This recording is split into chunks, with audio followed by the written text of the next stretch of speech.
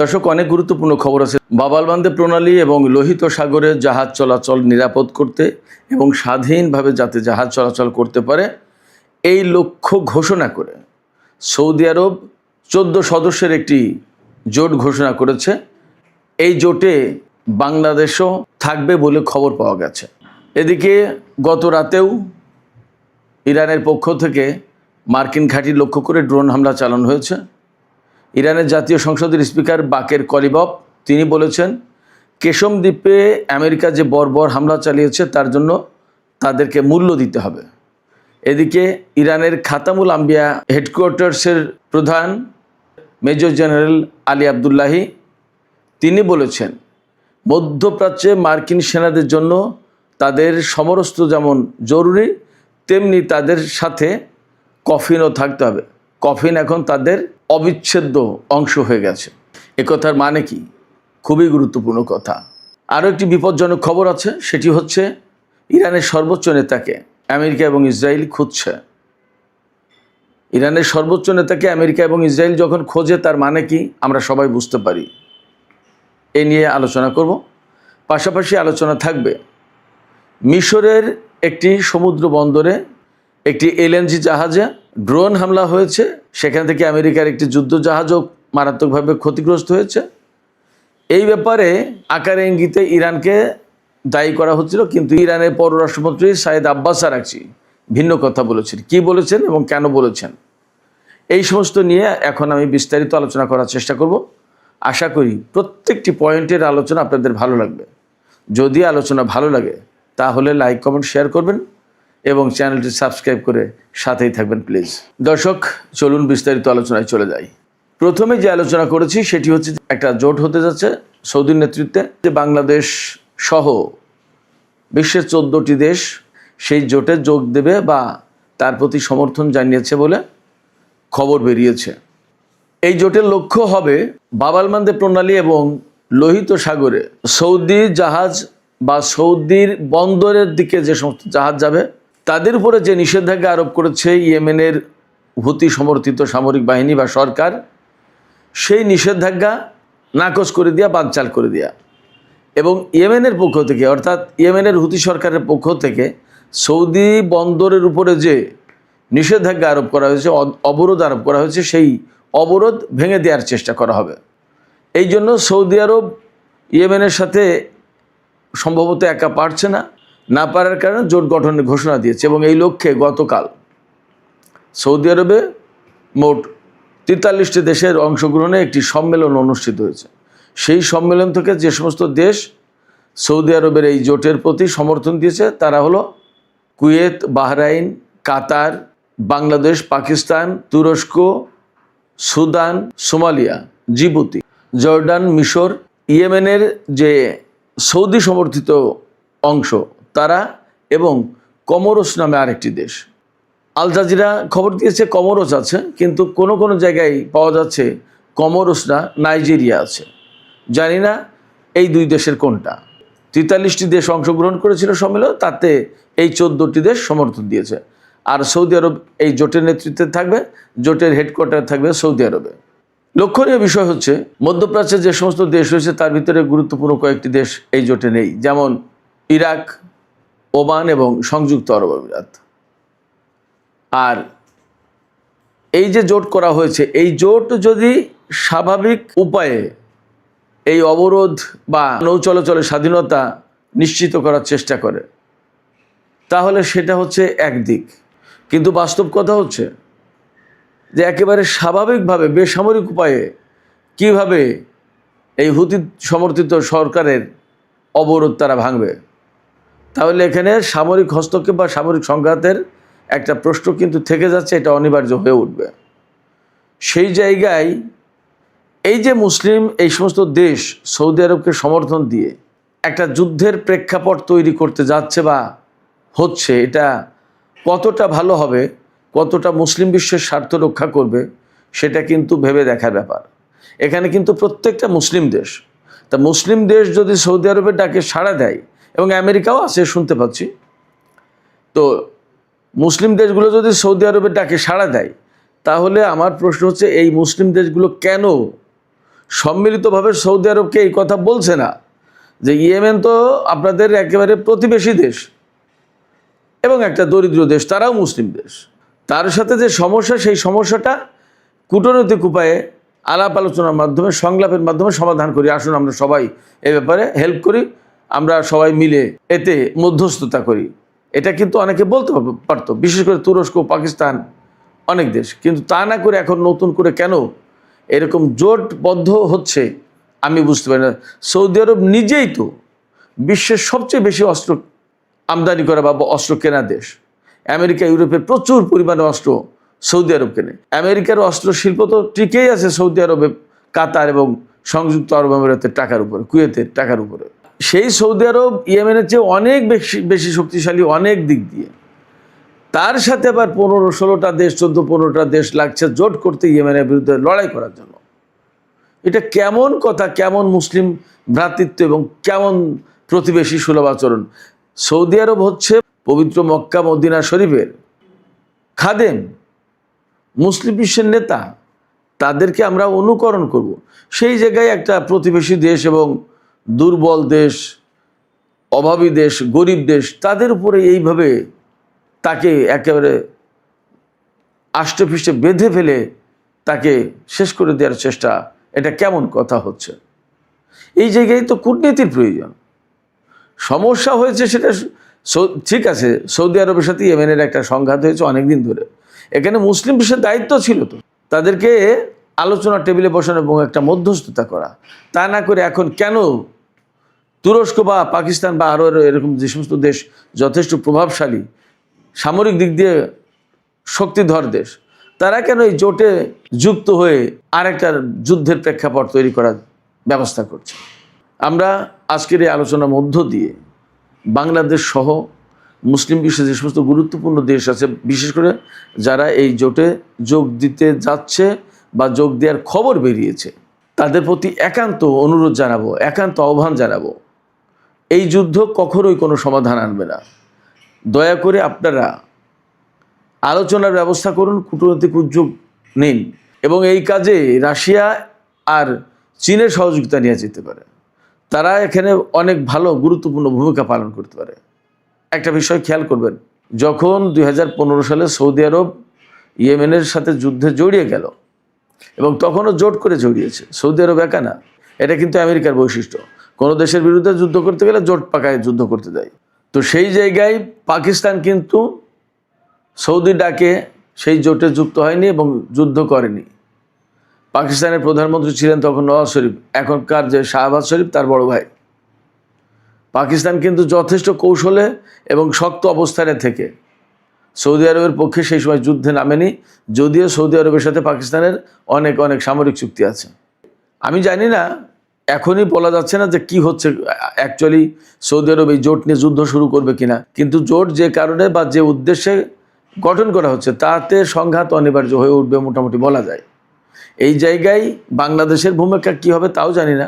বাংলাদেশ এখানে অনেকভাবে কৌশল নিতে পারে, হয়তো জোটের প্রতি রাজনৈতিক সমর্থন দিতে পারে, কিন্তু যুদ্ধে অংশ নিল না। সামরিক অভিযান যদি কোনো কিছু পরিচালনা করে সেখানে অংশ নিল না। বাংলাদেশের অনেক জনশক্তি সৌদি আরবে আছে, সেখান থেকে রেমিট্যান্স আসে, আমাদের অনেক বাজার বা আমাদের অর্থনীতির একটা গুরুত্বপূর্ণ অংশ হয়ে গেছে সৌদি আরব, ঠিক আছে, কিন্তু সৌদি আরবের কাছে তো আমরা দাসখত দিন, এটাও তো ঠিক। আমরা জনশক্তি পাঠিয়েছি, আমাদের জনশক্তি তো এমনি কাজ করছে না, আমরা সেখানে পয়সা নিচ্ছি, তাদের কাজ দিচ্ছি, আমাদের জনশক্তির উপরে তো তাদের অর্থনীতি দাঁড়িয়ে আছে। আমাদের জনশক্তি রপ্তানি করছি, তারা যে আমাদেরকে বিশেষ উপকার করে দিয়েছে ব্যাপারটা তাও না। আমাদের জনশক্তি তাদের অর্থনীতিকে দাঁড় করে রেখেছে এবং চালিয়ে রেখেছে। আমাদের জনশক্তি বলতে আমাদের ভারতের, পাকিস্তানের, বিশ্বের বিভিন্ন দেশের জনশক্তি গিয়ে সৌদি আরবের অর্থনীতি গড়ে দিয়েছে এবং সেটা চলছে। আর সেখানে জনশক্তি পাঠিয়েছি বলে তাদের হয়ে যুদ্ধ করতে হবে, এটাও কোনো যুক্তিসঙ্গত না, এটা একটা অন্যায় দাবি। এই জায়গা থেকে বাংলাদেশকে একটু শক্ত অবস্থানে থাকতে হবে আমি মনে করি। আবার কূটনীতির আশ্রয় নিতে হবে, আমাদের স্বার্থও দেখতে হবে, যাতে সৌদি আরবের সাথে কূটনৈতিক সম্পর্ক খারাপ না হয় সেদিকেও চেষ্টা করতে হবে। এবং আমি মনে করি এই জায়গায় আমি আগেই বলেছি, যখনই সৌদি আরবের সাথে ইয়েমেনের দ্বন্দ্ব শুরু হয়েছে এবং বাব আল মানদেব কেন্দ্রিক প্রবলেম হলো, তখনই আমি বলেছি আমি পরামর্শ দিয়েছি, আমি আহ্বান জানিয়েছি যে বাংলাদেশের পক্ষ থেকে এখনই একটা গুরুত্বপূর্ণ জরুরি ভিত্তিতে কূটনৈতিক উদ্যোগ নেওয়া দরকার, এবং এই কূটনৈতিক উদ্যোগের সাথে পাকিস্তান, চীন, রাশিয়া এই সমস্ত দেশকে অন্তর্ভুক্ত করা যায়, এমনকি মালয়েশিয়াকেও অন্তর্ভুক্ত করা যায়। তুরস্ককে এখন আর অন্তর্ভুক্ত করার সুযোগ নেই, তারপরেও তার সাথে আলোচনা করা যায়। জোটে হয়তো অনেকেই আছে, কিন্তু জোটে থাকার মানে তো এই না যে সবাই সরাসরি যুদ্ধে অংশ নেবে বা অংশগ্রহণ করতে হবে। সেক্ষেত্রে জোটে থেকেও এর ভেতর থেকে একটা গ্রুপ, কয়েকটা দেশ মিলে সৌদি আরবকে বোঝানোর চেষ্টা করা যেতে পারে, এবং এটা খুব জরুরি মুসলিম বিশ্বের জন্য, মুসলিম উম্মার জন্য, মধ্যপ্রাচ্যের জন্য। সবচেয়ে বড় কথা হচ্ছে যে বালবান্ধব প্রণালী বা লোহিত সাগর বা এডেন উপসাগর মুক্ত করার জন্য এই জোট গঠন করা হয়েছে। যুদ্ধ করে কি মুক্ত হবে? প্রতিদিন প্রতিনিয়ত সেখানে যুদ্ধ চলতেই থাকবে, তাহলে কি করে মুক্ত হলো? যুদ্ধ করে মুক্ত হবে না, আলোচনার মাধ্যমেই সৌদি আরব এবং ইয়েমেনের ভেতরকার সংকট সমাধান করতে হবে। যুদ্ধবিরতি তো 2021 সাল থেকে চলছিল, কেন সৌদি আরব ইরানি বিমান লক্ষ্য করে হামলা চালাতে গেল ইয়েমেনে? সৌদি আরব যদি ইয়েমেনের উপরে নিষেধাজ্ঞা দেয়, তো ইয়েমেনও সৌদি আরবের উপর নিষেধাজ্ঞা দিতেই পারে। যুদ্ধ তো, সৌদি আরব যদি একটা ঢিল মারে, তো ইয়েমেনও তো একটা ঢিল মারছে। তো সেই যুদ্ধ যদি বৈধ হয়, তাহলে সৌদি আরব ইয়েমেনের উপর অবরোধ আরোপ করেছে, ইয়েমেনও সৌদি আরবের উপর অবরোধ আরোপ করেছে, সেটা অবৈধ হবে কেন? এবং সেইটা খোলার জন্য এখন এত এত দল, এত এত জোট করতে হবে। এতে কি অ্যাকচুয়ালি লোহিত সাগর, বালবান্ধব প্রণালী, এডেন উপসাগর এগুলো উন্মুক্ত হবে? হবে না। প্রচুর রক্তক্ষয় হবে, প্রাণহানি হবে, এবং এতে তেলের বাজার আরও বেশি ঊর্ধ্বমুখী হবে। যুদ্ধের মধ্য দিয়ে কোনো মতেই হরমুজ প্রণালী বা বালবান্ধব প্রণালী কোনো কিছু খোলা যাবে না। আলোচনা এবং বাস্তবতার ভিত্তিতে তার সমাধান করতে হবে। আমরা আশা করি বাংলাদেশ সরকার বা এই জোটে যারা প্রভাবশালী দেশ আছে সৌদি আরব বাদে, এই প্রভাবশালী দেশগুলো মিলে নতুন করে সলা পরামর্শ করে হয়তো জোট একটা গঠন হলো, কিন্তু যুদ্ধ না করে কিভাবে আরও এগিয়ে যাওয়া যায় সেই একটা চেষ্টা করা উচিত। এখানে একটু তথ্য দিয়ে রাখি, এই যে বালবান্ধব প্রণালী, লোহিত সাগর, এই পথে 2023 সালের একটা পরিসংখ্যান দিতে পারি। 2023 সালে প্রতিদিন 8,60,00,000 ব্যারেল তেল পরিবহন করা হয়েছে এই পথে, আর গ্যাস পরিবহন করা হয়েছে প্রতিদিন 400 কোটি ঘনফুট। আপনারা চিন্তা করেন তাহলে কত গুরুত্বপূর্ণ এই নৌরুট, এই বালবান্ধব প্রণালী। সেই প্রণালী যখন বন্ধ, আর তাকে যদি যুদ্ধ করে মুক্ত করতে যেতে হয়, তাহলে গ্যাসের দাম, তেলের দাম কোথায় যাবে? বিশ্ব অর্থনীতিতে কী অবস্থায় দাঁড়াবে?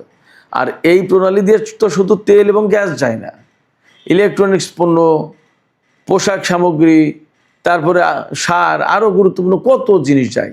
চীন, Japan, Korea, Malaysia, Indonesia, Philippines, Singapore, Vietnam, এই সমস্ত কত গুরুত্বপূর্ণ অর্থনৈতিক শক্তি এই সমস্ত দেশ, তাদের সমস্ত পণ্য ইউরোপ আমেরিকায় যেতে গেলে বেশিরভাগই এই বালবান্ধব প্রণালীর লোহিত সাগর, সুয়েজ খাল হয়ে ভূমধ্যসাগর দিয়ে, আটলান্টিক দিয়ে ইউরোপ আমেরিকায় যায়। অতএব যুদ্ধ করে এখানে সমাধান হবে এটা আসলে ভাবার কোনো সুযোগ নেই। আমি মনে করি এখানে কূটনীতি শেষ কথা। দর্শক, এবার আমরা ইরানের যুদ্ধ প্রসঙ্গে আসি। ইরান গত রাতেও কুয়েতে একটি মার্কিন সামরিক ঘাঁটির উপর ড্রোন হামলা চালিয়েছে এবং তাতে ক্ষয়ক্ষতি হয়েছে অবধারিত। বড় কোনো খোঁজখবর এখন আমার কাছে আপাতত নেই, তবে এইটুকু বলি যে ইরানের জাতীয় সংসদের স্পিকার বাকের কলিবাফ তিনি বলেছেন গতকাল যে কেশম দ্বীপে আমেরিকা হামলা চালিয়েছিল এবং সেই হামলায় একটি বাড়ি একদম বিধ্বস্ত হয়ে চাপা পড়ে মা বাবা এবং ছোট্ট একটি মেয়ে মারা গেছে। সেই ব্যাপারে সরাসরি হুমকি দিয়ে বলেছেন বাকের কলিবাফ যে আমেরিকাকে এই বর্বর হামলার জন্য মূল্য দিতে হবে। এদিকে ইরানের খাতামুল আম্বিয়া হেডকোয়ার্টার্স, এই হেডকোয়ার্টার্স থেকে ইরানের সমস্ত বাহিনীর যুদ্ধ কৌশল সমস্ত সব কিছু এখান থেকে কোঅর্ডিনেট করা হয়, পরিচালনা করা হয়। এই খাতামুল আম্বিয়া হেডকোয়ার্টার্সের যিনি commander major general Ali Abdullahi, তিনি হুঁশিয়ারি উচ্চারণ করে বলেছেন আমেরিকার সেনাদের জন্য এখন কফিন অনিবার্য হয়ে উঠেছে। কফিন তাদের জন্য এখন অবিচ্ছেদ্য অংশ।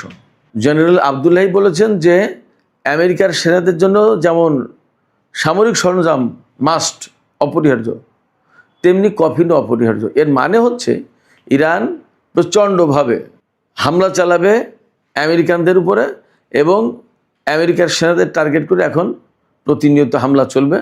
এখন আর ইরান সম্ভবত অনেক ছাড় দেওয়ার নীতি আর চর্চা করবে না। তার মানে মার্কিন সেনাদের উপর এখন প্রচণ্ড হামলা চালাবে একাধারে ইরান, যার কারণে কফিন প্রয়োজন হবে, এই কথা তিনি বলেছেন।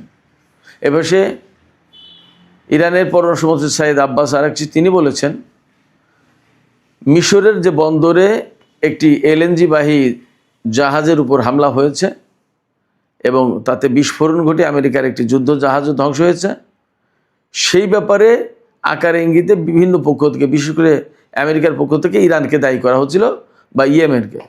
ইয়েমেন, ইরান সবাই বলেছে যে আমরা এই হামলার সাথে নেই, আমরা এই হামলা করিনি। ইরান বলেছে যে এই হামলার পেছনে থাকতে পারে ইহুদিবাদী ইসরায়েল, ইরানের ভাষায় ইসরায়েল থাকতে পারে এবং সেখানে বরং ইরানকে দায়ী করানোর চেষ্টা করা হচ্ছে। এটা ঠিক না, আমরা এর সাথে নেই। বরং মিশরের নিরাপত্তা আমাদের কাছে অনেক গুরুত্বপূর্ণ। মিশর আমাদের আঞ্চলিক বন্ধু দেশ, তাদের নিরাপত্তাকে আমরা যথেষ্ট গুরুত্ব দিই। মিশরের উপরে আমাদের হামলা চালানোর কোনো কারণ নেই, প্রশ্নও নেই। সম্ভবত ইরানের এই বক্তব্য থেকে একেবারেই বিষয়টা পরিষ্কার হবে। আর সর্বশেষ যে বিষয়টি নিয়ে আলোচনা করতে চাই, এটা খুবই বিপজ্জনক একটা খবর। সেটা হচ্ছে, আজকেই খবর বের হয়েছে দেখলাম, ইরানের বর্তমান সর্বোচ্চ নেতা সাইদ মুস্তফা খামেনি, তাকে আমেরিকা এবং ইসরায়েলের গোয়েন্দারা খোঁজাখুঁজি করছে। তিনি সর্বোচ্চ নেতার দায়িত্ব গ্রহণের পর আজ পর্যন্ত জনসমক্ষে আসেননি।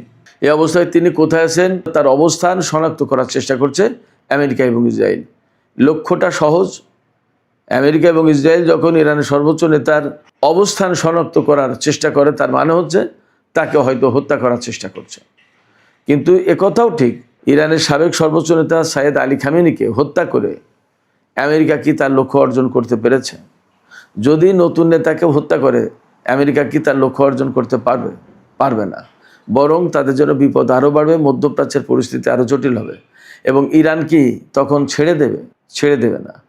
বরং এখন আমরা দেখতে পাচ্ছি, শুনতে পাচ্ছি যে ওই যে মেজর জেনারেল আলী আবদুল্লাহি বললেন যে আমেরিকান সেনাদের জন্য কফিন মাস্ট।